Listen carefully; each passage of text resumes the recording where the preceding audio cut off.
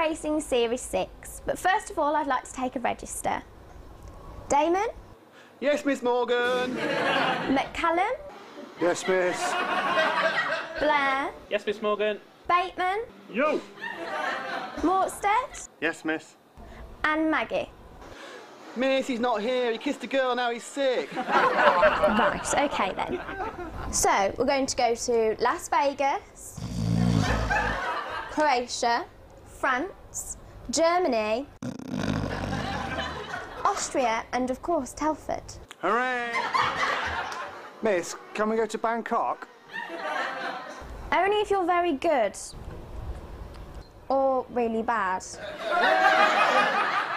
But first, Telford, where head boy Nick Damon has all the details.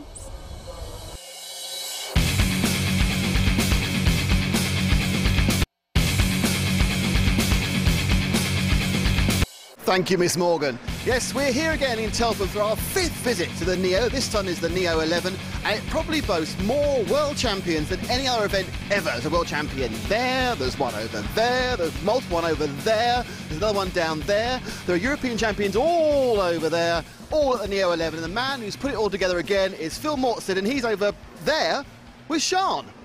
So, Phil, how are you finding this week's event? Pretty good. I think the most important thing so far has been the weather, actually. It's been really good, much better than previous years. Yeah, it was quite windy last year, wasn't it? Yeah, a little bit cold, so at the moment we're blessed with some sun for once. What are you expecting from this year's event? Hopefully really good racing, a little bit of drama is always good, but hopefully I just want a good final, that's all. And what do you think the competition's like this year compared to last year? I think it's tougher than ever. I mean, it's always been a high level of competition, but I think year on, it just gets bigger and better. Well, the lineup is certainly something to write home about. But on the track, will the event bring the red-hot Neo Buggy action become accustomed to? We join John Hindhoff for the first semi-final. So standing by for action then with Jared Tebow on pole position. Gets a reasonable start, but not great. All the action is behind him is Ryan Mayfield trying to hold on to second place, and he's under pressure straight away by Darren Bloomfield there.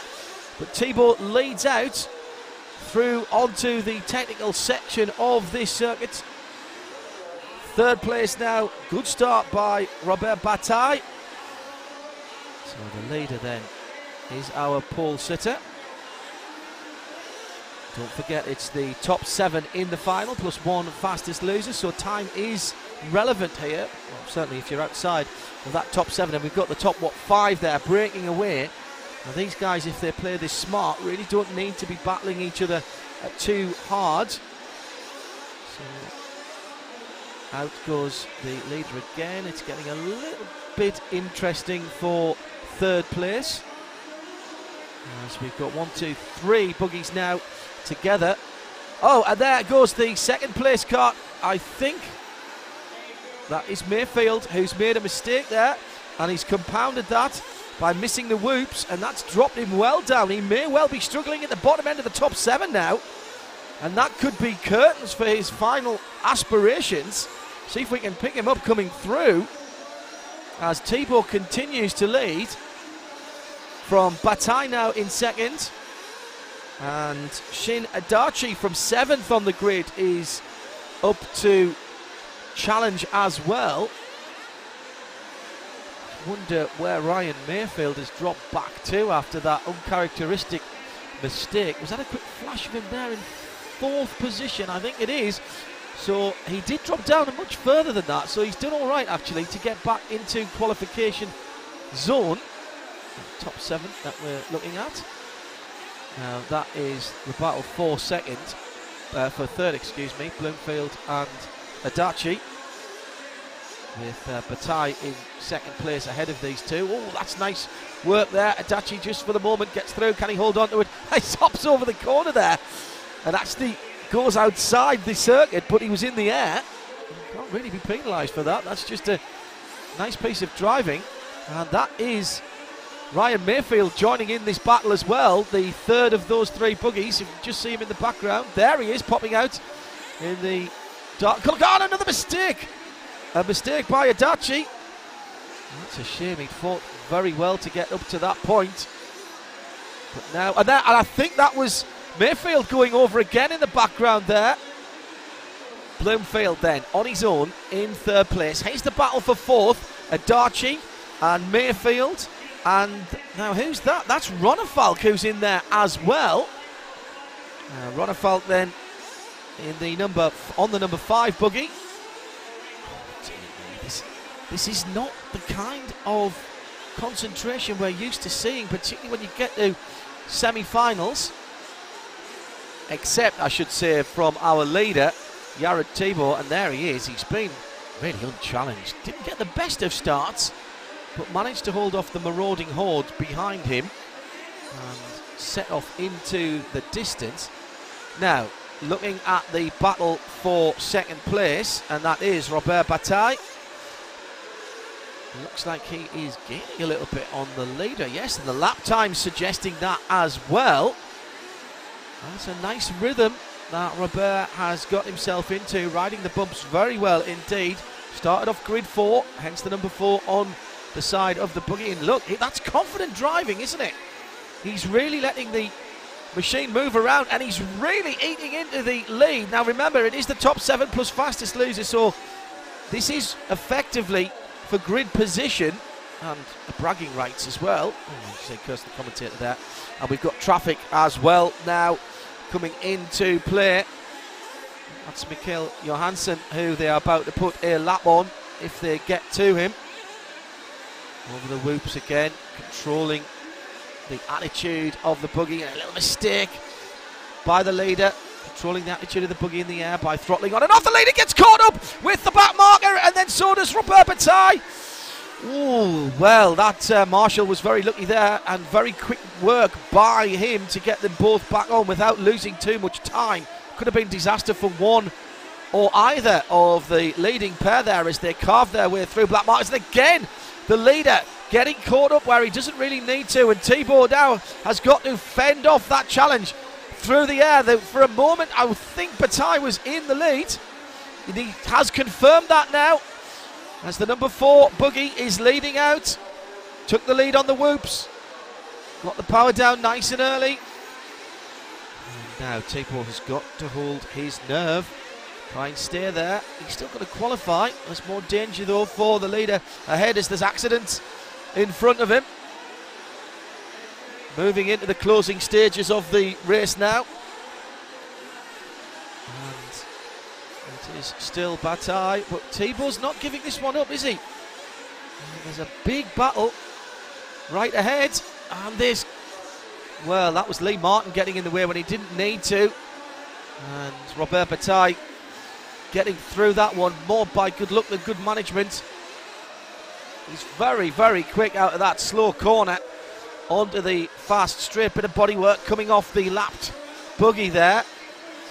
Could have just taken his concentration, couldn't it? Flick your eye onto that little bit of red bodywork and all of a sudden you've got it all wrong.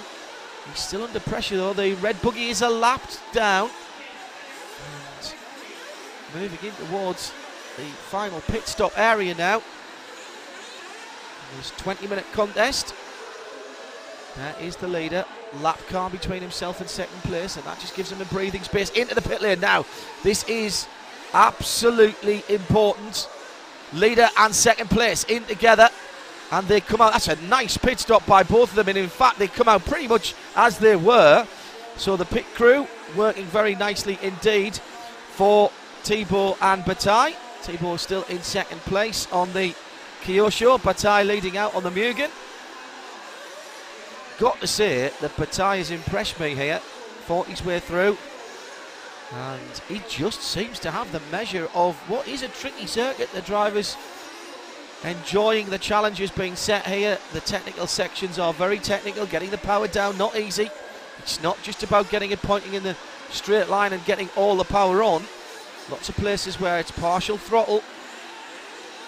And there is Tibor in the mostly white and blue in second place, keeping the leader honest. Oh, the leader makes a mistake, and there is, oh, the marshals having to stay out of the way there for a moment, and that's cost at least a couple of places for Robert Bataille, and he may not have enough time to recover now. Shinadachi there has gone through. Oh, that is a disaster. And there is Jared Tibor who has taken advantage.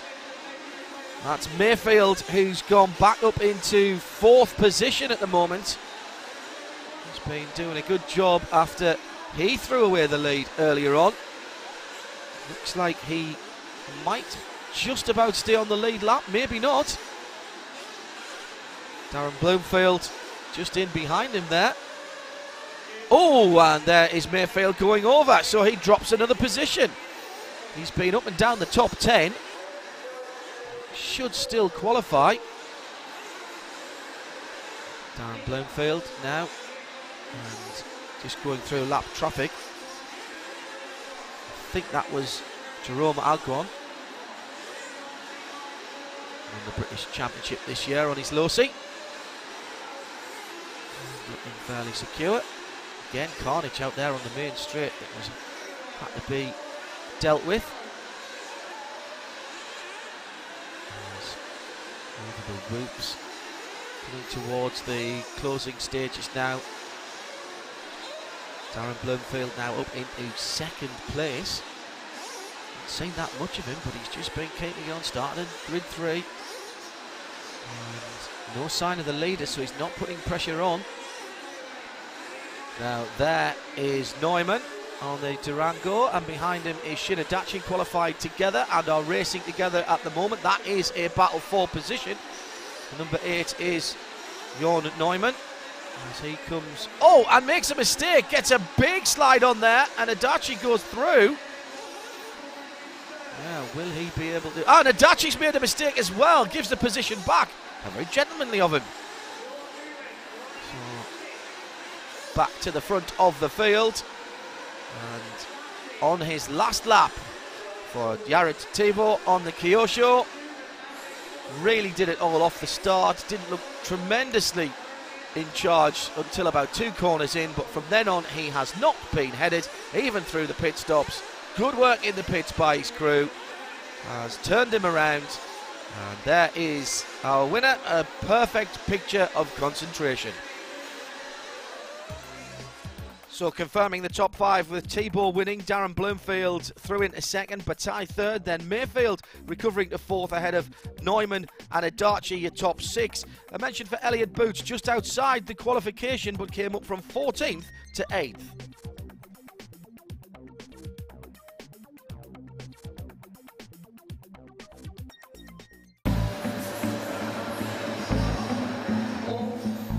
Thibault, seemed like a reasonably simple win that first semi-final.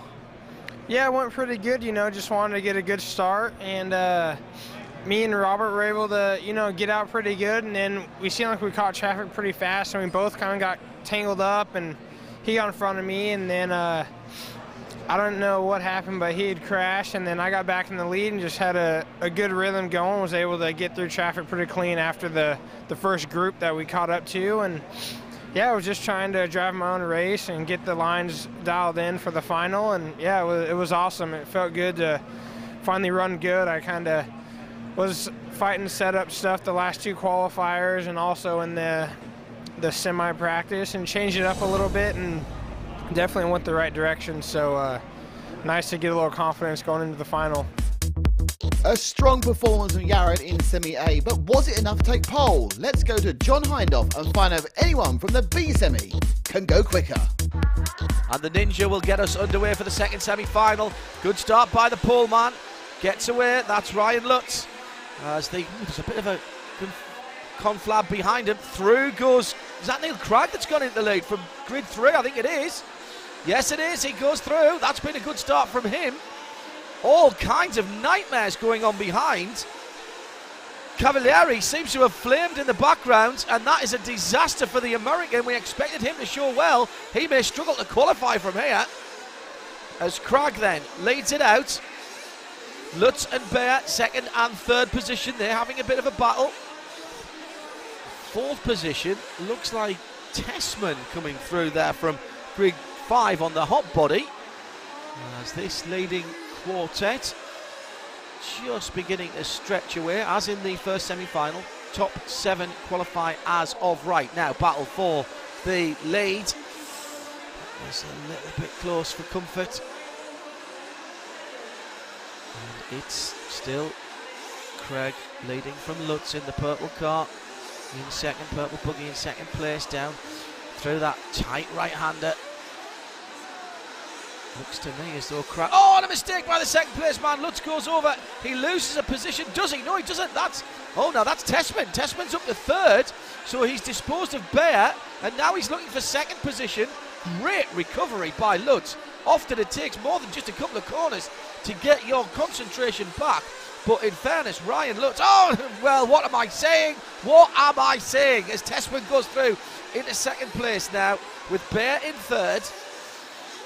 And Tessman makes a little bit of a mistake. Now, is that Lutz back on all four wheels? Yes, it is. This is the three buggy battle for second place, and what a battle this is. It's allowing Neil Craig to get away. Tessman, Bear, Lutz, and Tessman makes a mistake and then holds up Lutz. And this is Bear now, the third of these three in the purple buggy, trying to get round the outside. Oh, there's Bear going through. Tessman loses a position. New second place man then. Just for a moment. No, he's held on to it. Oh, he hasn't. He's hit the whoops there in the middle. Got that all wrong. And there's Bear going back through. Unbelievable. Oh, dear me. This is very combative out there. Bear has hit Tessman. It looks like Tessman's got a problem. So Lutz has gone back through into second place. Oh, yeah, no, I thought that looked like it had a steering problem. It has. It's gone back to pit lane. And that is Tessman on the hot bodies. Andy Moore looking down. And I think he was relaying the bad news that effectively is game over. Back to battle for second. And for a moment it was all on there with Lutz and Bear.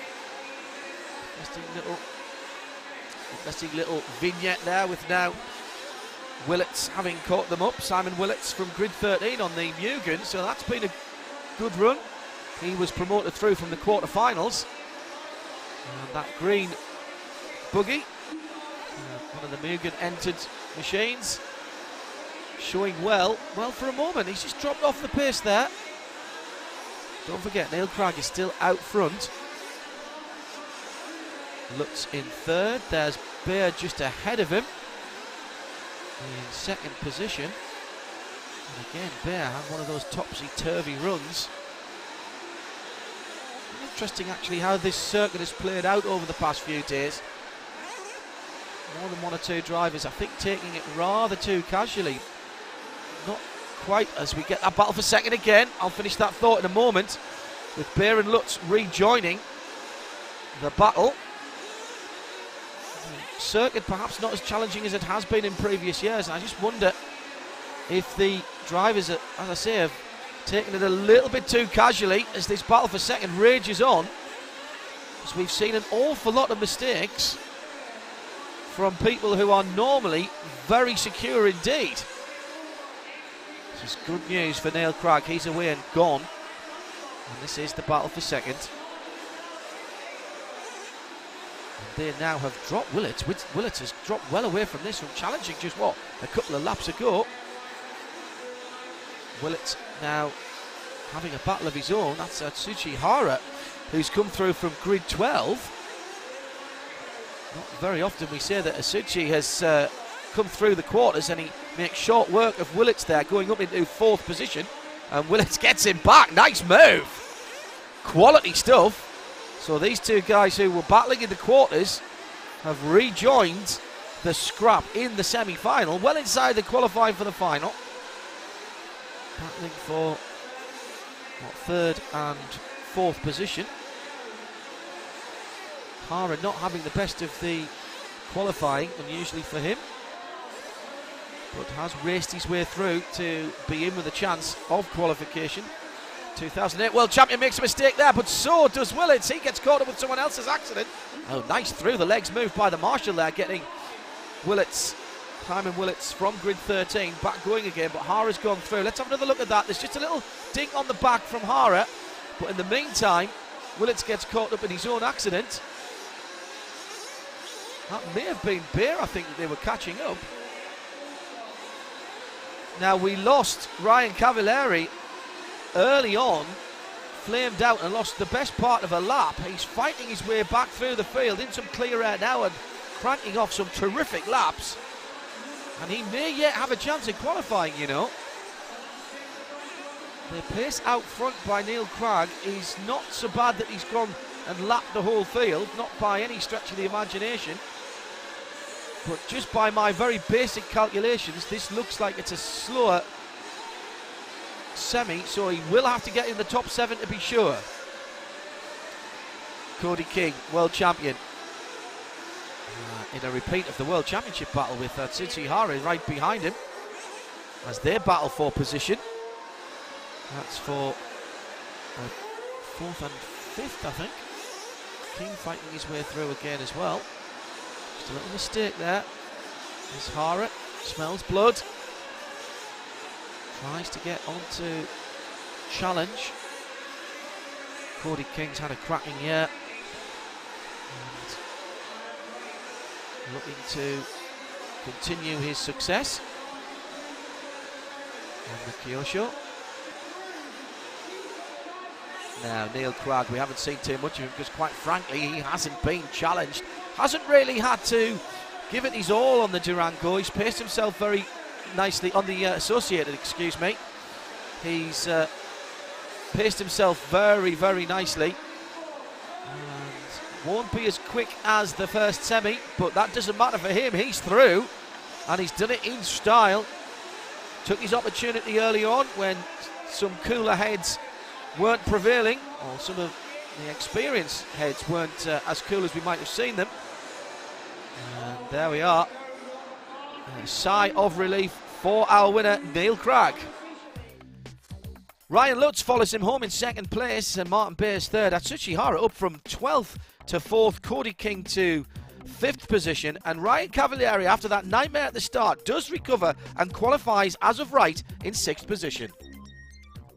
Neil Cragg, relatively easy, and I'm slightly surprised to win that semi. It wasn't easy at all, trust me. I was really nervous. I just wanted to get a good start, get my head down, and just take it from there. I wanted to get past the corner double and then see what happened, and I got a bit lucky, so.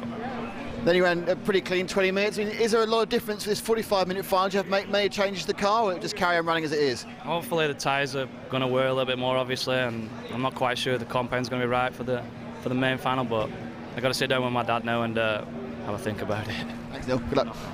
As Sushi, you're preparing for a 45-minute final. We've had 2 difficult races already.